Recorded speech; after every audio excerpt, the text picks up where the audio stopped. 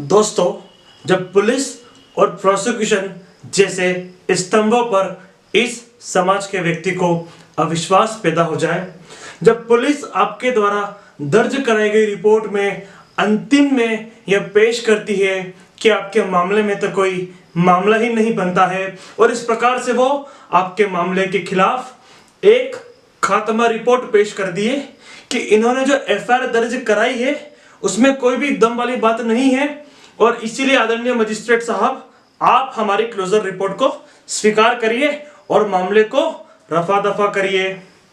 जब पुलिस को आपके मामले में मामला नजर नहीं आए और जब आपको उस वक्त अपने साथ होता अन्याय नजर आए, तब आपके पास न्याय की उम्मीद की एक किरण, उसका नाम है प्रोटेस्ट पिटीशन। जी हाँ दोस्तों, प्रोटेस्ट पिटीशन मतलब petition against police in action.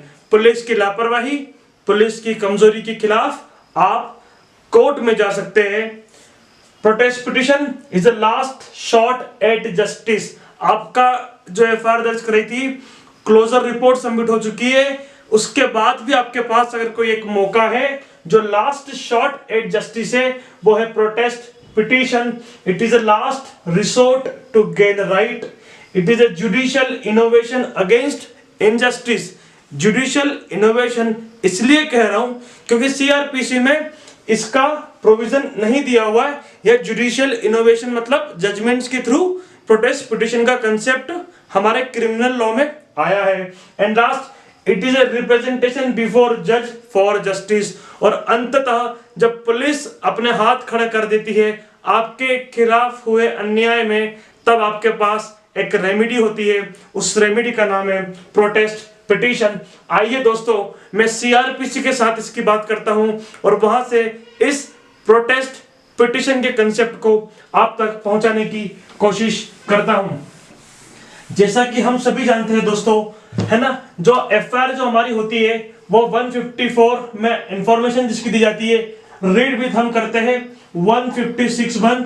यहां पर उसकी इंफॉर्मेशन दी जाती है और यहां से इन्वेस्टिगेशन का पावर मिलता है पुलिस को, है ना। इसके बाद वो 157 की प्रोसीजर में आते हुए, है ना, 158 159 में अगर उसे जरूरत पड़ती है तो, है ना, यहां पर भी इन्वेस्टिगेशन को एक बार अगर पुलिस बोल देती है कि हमको प्राइमा फेसिया केस नहीं लगता है, तो यहाँ सुपीरियर पुलिस ऑफिसर उसको इन्वेस्टिगेशन को करवा सकता है कंप्लीट, और यहाँ पर मजिस्ट्रेट साहब भी उस इन्वेस्टिगेशन को क्या करा सकते हैं, कंप्लीट करा सकते हैं। मतलब 157 में भी एक रिपोर्ट सबमिट होती है जिसमें पुलिस कहती है कि हमारे पास सफिशिएंट ग्राउंड नहीं है, लेकिन उसके बाद भी हो सकता है कि आपकी इन्वेस्टिगेशन आगे बढ़े और वो बढ़ते बढ़ते उसके पास दो ऑप्शंस पे आकर वो टिक जाती है, 169 या 170, और अंततः वो जाती है 173(2) में मजिस्ट्रेट साहब की टेबल पर, है ना, कोर्ट में जाती है। तो अब समझने वाली बात अपने को यहाँ पर ये है कि आपकी जो इन्वेस्टिगेशन यहां से चली थी, यहां पे सबमिट होती है आपकी क्लोजर रिपोर्ट, है ना, सबमिट यहां पर होगी, बनती यहां पर है। यहां पर क्या रहता है, चालान, चार्जशीट, है ना। इसका मतलब जब पुलिस 169 के पास जा रही है, इसका मतलब है कि पुलिस क्या सबमिट कर रही है, क्लोजर रिपोर्ट, कि आपके केस में तो केस ही नहीं बनता है, मामला ही नहीं बनता है। तो वो 169 रीड विथ 173(2) में कोर्ट के सामने आपकी पेश हो जाती है क्लोजर रिपोर्ट, है ना। इसके बाद हम फिर करेंगे, इसमें चालान पेश होता है। अब मसला यह है कि क्लोजर रिपोर्ट पेश कर दी पुलिस ने। अब वैसे तो सीआरपीसी में ऐसा कोई भी प्रोविजन नहीं है कि आप क्लोजर रिपोर्ट के खिलाफ कोई एक्शन ले सके, कोई अपनी कार्रवाई कर सके, लेकिन फिर भी जुडिशियल इंटरप्रिटेशन और जुडिशियल इनोवेशन से हमें कुछ चीजें मिली है, कुछ चीजें प्राप्त हुई है। अब एक बात तो हम ये समझ लें कि जैसे ही अब आपके पास दो चीज हो चुकी है इस वक्त, दो चीज कौन कौन सी, एक आपके पास से फिलहाल क्लोजर रिपोर्ट, है ना, जो कहां पर मौजूद है, जो 169 रीड विथ 173(2) आप इसको बोल सकते हो, और एक साइड हमारे पास क्या है, प्रोटेस्ट पिटीशन। क्लोजर रिपोर्ट किसने पेश करी है, पुलिस ने पेश करी है, और नहीं, क्लोजर रिपोर्ट किसने पेश करी है? पुलिस ने पेश करी है। और प्रोटेस्ट पिटीशन किसने पेश करी है? वो जो इन्फॉर्मेंट होता है ना, जो कंप्लेनेंट भी हो सकता है, जो विक्टिम भी हो सकता है ना, जो इंजर्ड पर्सन भी हो सकता है। तो उस और ये कहां से आया? ये जुडिशियल इनोवेशन से आया हुआ आइडिया है ना। तो बेसिक बात हम ये समझ गए। अब मसला ये है कि सर क्लोजर रिपोर्ट भी मजिस्ट्रेट साहब के सामने आ चुकी है और आप भी मजिस्ट्रेट साहब के सामने अपनी रिपोर्ट लेके पहुंच गए कि हमारे साथ तो अन्याय हुआ है। पुलिस ने जो अपनी इन्वेस्टिगेशन करी है उसमें खामियां बहुत सारी है। मजिस्ट्रेट साहब, मैं अपने साथ कुछ डॉक्यूमेंट्स लाया हूं, कुछ एविडेंस लाया हूं, कुछ कथन लाया हूं और आपको कन्विंस करने के लिए वो सब लाया हूं जिससे आपको स्वयं महसूस होगा कि पुलिस ने इस मामले में लापरवाही की है और इसमें तो चालान पेश होना था, उन्होंने क्लोजर रिपोर्ट पेश कर दिया। अब पहला सवाल ये कि क्या मजिस्ट्रेट पुलिस के क्लोजर रिपोर्ट पर उसे केस को क्लोज करने के लिए बाउंड है? क्या बाध्य है? तो बिल्कुल भी नहीं। पुलिस का क्लोजर रिपोर्ट एक ओपिनियन मात्र है। मजिस्ट्रेट के पास उसके बाद भी कुछ ऑप्शंस होते हैं। आइए हम उन ऑप्शंस के बारे में एक एक करके बात कर लें। तो देखते हैं कि हमारे पास कौन कौन से रास्ते होते हैं जब हमारे सामने क्लोजर रिपोर्ट भी होती है और प्रोटेस्ट पिटीशन भी होती है, तब मजिस्ट्रेट साहब क्या क्या कर सकते हैं। तो पहला मामला तो मैंने लिया है कि पुलिस ने अपनी क्लोजर रिपोर्ट सबमिट कर दी है और कोई भी प्रोटेस्ट पिटीशन पेश नहीं हुई है। ऐसी स्थिति में क्या होगा?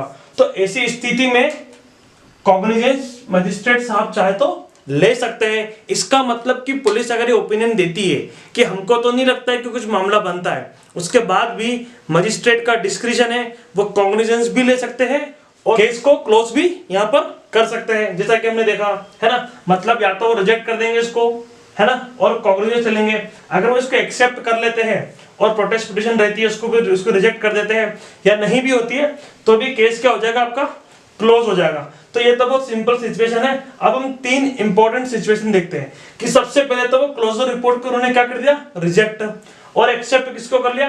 प्रोटेस्ट पिटीशन को, है ना। अब वो क्या करते हैं? प्रोटेस्ट पिटीशन को कॉग्निजेंस ले सकते हैं 190 के 1 के बी में। 190 के 1 के बी में जो कॉग्निजेंस होता है वो किसके आधार पे होता है? पुलिस रिपोर्ट के आधार पे होता है ना। वो पुलिस रिपोर्ट के आधार पे कॉग्निजेंस होता है ना। तो ये दोनों कंडीशन लगभग एक जैसी है ना। एक में बस प्रोटेस्ट पिटीशन नहीं आई थी और एक में प्रोटेस्ट पिटीशन आई और एक्सेप्ट कर लिया, दोनों का रिजल्ट हमें सेम मिला।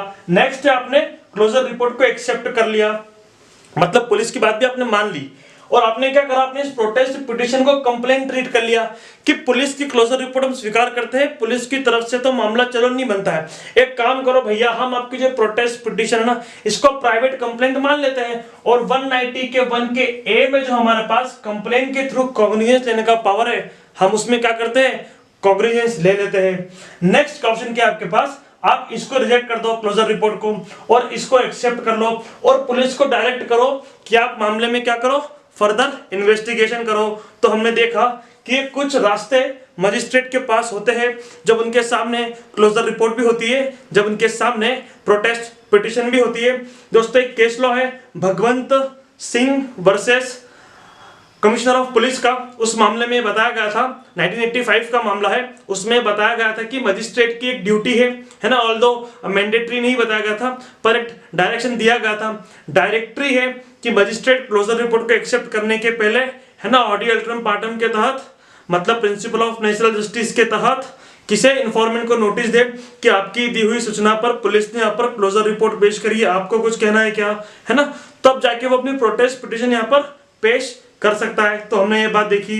तो दोस्तों ये छोटी सी कहानी थी प्रोटेस्ट पिटीशन की, जो सीआरपीसी में मौजूद तो नहीं है लेकिन मैंने फिर भी सीआरपीसी के जिन इर्द गिर्द सेक्शंस में वह मौजूद है जहां से हम उसको निकाल सकते हैं और जहां से हम उसका हल निकाल सकते हैं, मैंने हम सभी को आपके सामने पेश किया। बहुत धन्यवाद, बहुत नमस्कार।